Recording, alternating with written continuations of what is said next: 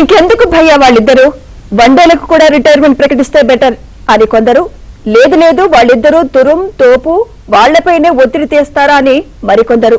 ఇవి Rohit Sharma, Virat Kohli one day retirement పై జరుగుతున్న చర్చలు. ఇవన్నీ ఎలా ఉన్నా వారిద్దరి ఫిట్నెస్ టెస్టులు లెవెల్స్ పై మాత్రం హాట్ డిబేట్ నడుస్తోంది.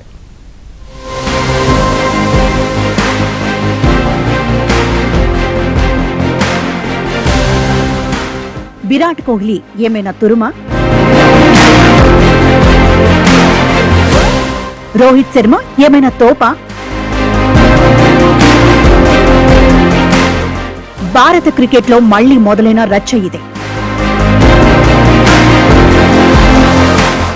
రిటైర్మెంట్ పైనే గొడవ.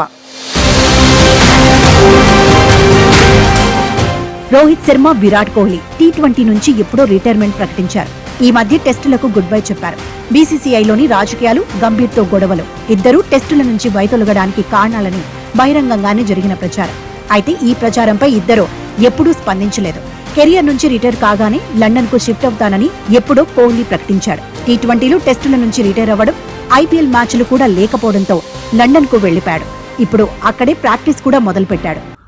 కేవలం ఒక హ్యాండ్ఫుల్ ఆఫ్ వన్డే మ్యాచెస్ ఆడుతూ, లేకపోతే విజయ హజారా లాంటి టోర్నమెంట్ లో ఒక 4-5 మ్యాచ్లు ఆడుతూ వాళ్ళు ఈ 2 ఏళ్ల పాటు కంటిన్యూ అయ్యి వన్డే వరల్డ్ కప్ దాకా అదే ఇంటెన్సిటీ, అదే ఫిట్నెస్ మెయింటైన్ చేయగలరు అనేది పెద్ద క్వశ్చన్ మార్క్ గా కనిపిస్తుంది. సో చాలా మంది దృష్టిలో ఏంటంటే వాళ్ళు ఇద్దరు కూడా, విరాట్ కోహ్లీ గాని రోహిత్ శర్మ గాని, రాబోయే సిరీస్ అక్టోబర్ లో జరగబోయే ఆస్ట్రేలియా సిరీస్ తో గుడ్ బై చెప్పే అవకాశం ఉందని చెప్పి భావిస్తున్నారు.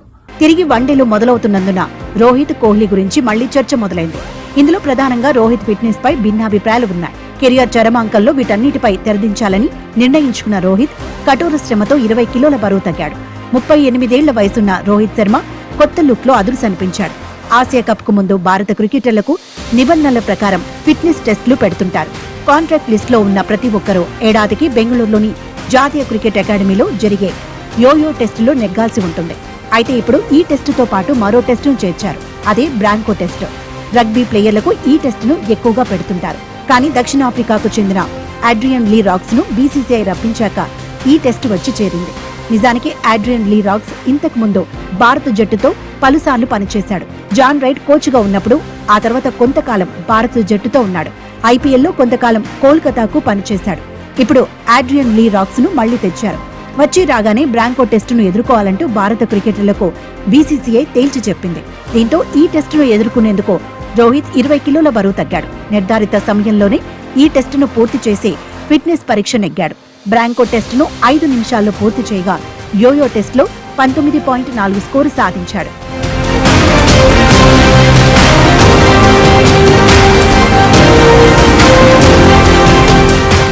బ్రాంకో టెస్ట్ లో 1200 మీటర్లను 240 మీటర్ల చొప్పున 5 సెట్లలో పరిగెత్తాలి. ఒకసారి 60 మీటర్లు పరిగెత్తి మళ్లీ వెనక్కి రావాలి. రెండోసారి 40 మీటర్లు పరిగెత్తి తిరిగి 20 మీటర్లు వెనక్కి పరిగెత్తాలి.